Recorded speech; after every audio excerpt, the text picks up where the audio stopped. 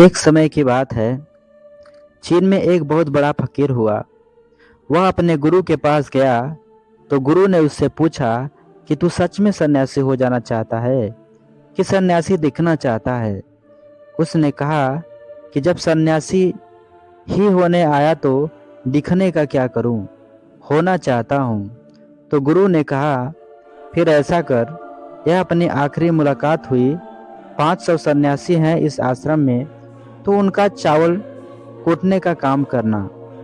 अब दोबारा यहाँ मत आना। जरूरत होगी, जब होगी मैं आ जाऊंगा।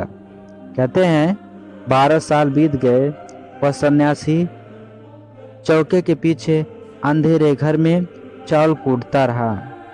500 सन्यासी थे। सुबह से उठता, चावल कूटता रहता। सुबह से उठता, चावल कूटता, रात थक जाता, सो जाता। 12 साल बीत गए। वह कभी गुरु के पास दोबारा नहीं गया, क्योंकि जब गुरु ने कह ही दिया तो बात खत्म हो गई। जब जरूरत होगी वे आ जाएंगे। भरोसा कर लिया।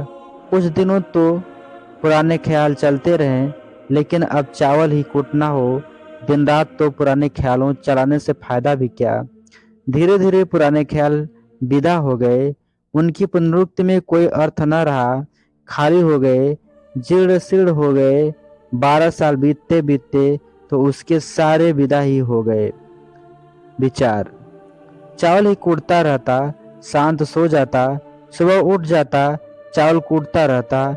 न कोई अड़चन, न कोई उलझन, सीधा साधा काम, विश्राम। 12 साल बीतने पर गुरु ने घोषणा की कि मेरे जाने का वक्त आ गया और जो भी उत्तराधिकारी होना चाहता है मेरा रात मेरे दरवाजे पर 4 पंक्तियां लिख जाए, जिनसे उसके सन्यास का अनुभव हो। लोग बहुत डरे, क्योंकि गुरु को धोखा देना आसान न था। शास्त्र तो बहुतों ने पढ़े थे। फिर जो सबसे बड़ा पंडित था वही रात लिख गया आकर। उसने लिखा कि मन एक दर्पण की तरह है, जिस पर धूल जम जाती है। धूल को साफ कर दो, धर्म उपलब्ध हो जाता है। धूल को साफ कर दो, सत्य अनुभव में आ जाता है। सुबह गुरु उठा। उसने कहा, यह किस नासमझ ने मेरी दीवार खराब की, उसे पकड़ो। वह पंडित तो रात ही भाग गया था, क्योंकि वह भी खुद डरा था कि धोखा दे। यह बात तो बढ़िया कही थी उसने, पर शास्त्र से निकाली थी। यह कुछ अपनी न थी, यह कोई अपना अनुभव न था, अस्तित्व न था, प्राणों में इसकी कोई गंज न थी। और रात के भाग गया था कि कहीं अगर सुबह गुरु ने कहा ठीक, तो मित्रों को कहा गया था खबर कर देना। अगर गुरु कहे कि पकड़ो, तो मेरी खबर मत देना। सारा विश्राम, सारा आश्रम चिंतित हुआ। इतने सुंदर वचन थे, वचनों में क्या कमी है। मन दर्पण की तरह है, शब्दों की, विचारों की, अनुभवों की धूल जम जाती है। बस इतनी ही तो बात है। साफ कर दो दर्पण, सत्य का प्रतिबिंब फिर बन जाता है। लोगों ने कहा, यह तो बात बिल्कुल ठीक है। गुरु जरा जरूरत से ज्यादा कठोर हैं, पर अब इससे ऊंची बात कहाँ से गुरु ले आएंगे।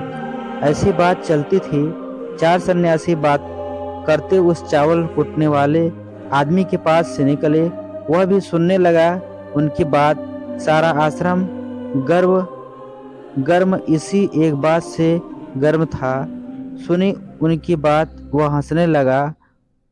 उनमें से एक ने कहा, तुम हंसते हो, क्या बात है।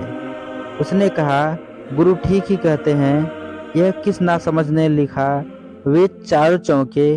उन्होंने कहा, तू 12 साल से चावल ही कूटता रहा, तू भी इतनी हो गया। हम शास्त्रों से सिर ठोक ठोक कर मर गए, तो तू लिख सकता है इससे बेहतर कोई वचन। उसने कहा, लिखना तो मैं भूल गया, बोल सकता हूँ अगर कोई लिख दे जाकर। लेकिन एक बात ख्याल रखना, उत्तराधिकारी होने की मेरी कोई आकांक्षा नहीं। यह शर्त बता देना कि वचन तो मैं बोल देता हूँ। अगर कोई लिख भी दे जाकर, मैं तो लिखूंगा नहीं, क्योंकि मैं भूल गया। 12 साल हो गए, कुछ लिखा नहीं। उत्तराधिकारी मुझे होना नहीं। अगर इस लिखने की वजह से उत्तराधिकारी होना पड़े तो मैंने कान पकड़े, मुझे लिखवाना भी नहीं। पर उन्होंने कहा, बोल, हम लिख देते हैं जाकर। उसने लिखवाया कि लिख दो जाकर। कैसा दर्पण, कैसी धूल, ना कोई दर्पण ना कोई धूल है। जो इसे जान लेता है वह धर्म को उपलब्ध हो जाता है। आधी रात गुरु उसके पास आया और उसने कहा कि अब तू यहाँ से भाग जा, अन्यथा ये 500 सन्यासी तुझे मार डालेंगे। यह मेरा चोंगा ले। तू मेरा उत्तराधिकारी बनना चाहे या न बनना चाहे, इससे कोई सवाल नहीं है। तू मेरा उत्तराधिकारी है, मगर अब तू यहाँ से भाग जा, अन्यथा ये बर्दाश्त न करेंगे कि चावल कूटने वाला और सत्य को उपलब्ध हो गया और ये सिर कूट कूट कर मर गए।